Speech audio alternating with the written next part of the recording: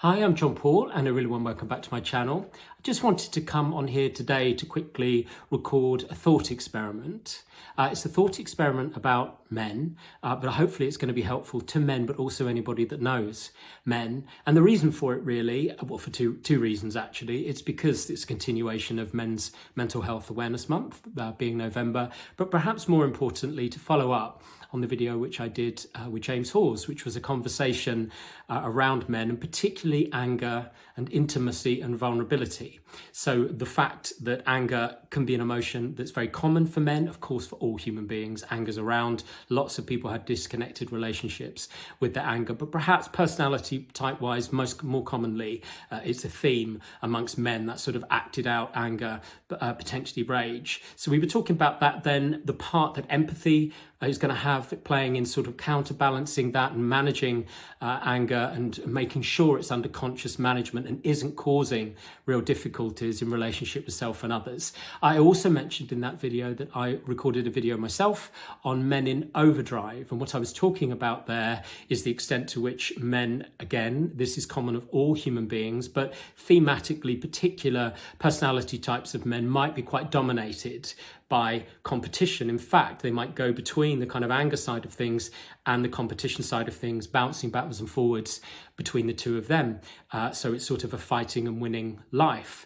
And the part similarly, if you're looking at competition, where it's always better than, less than, this part of empathy for self and empathy for others is often missing in the drives. So it can leave people with these real difficulties. Anyway, what I wanted to do is this thought experiment, which is actually about establishing empathy and maintaining empathy. If you're looking at making any kind of change in life, whether it's about chronic anger or fear or addictions, whatever it might be, the key really is to have empathy for self and for other people to show empathy to us as well. And the reason for that is that we need to have a relationship with whatever the, in inverted commas, problematic part is, because it's only through having a relationship with it, by establishing empathy and understanding and curiosity around it, that we actually can make any change. I think, of course, that is empathy combined with a commitment to do something different, because that's often going to be the difficulty which some people might have with empathy, actually experiencing empathy, potentially for men as well, is that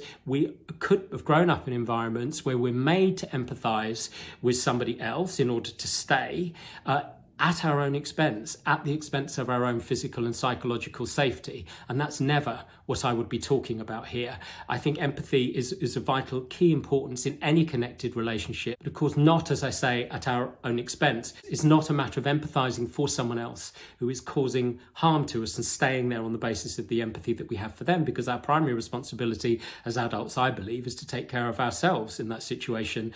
It wouldn't be taking care of ourselves, clearly, to only empathise with the other person and not be thinking about our own thoughts and feelings as well. So I just wanted to say a bit of context around that. As far as empathy, it's absolutely an engine for change, not acceptance or resignation for a current situation. It's the thing that will change something for somebody, coupled with, I think, commitment to do certain things differently, to engage in certain different behaviours, to think differently, to look at our feelings and how those things will change as well. Looking at change, commitment to change in relationships too. So empathy, acceptance and commitment as well.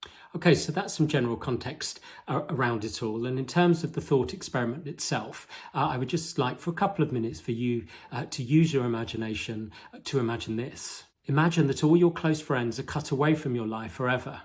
Those friends with whom you share your worries about your job, your boss, your children, your mother, your partner, your family relationships, your sex life, your body. They are never available to you again.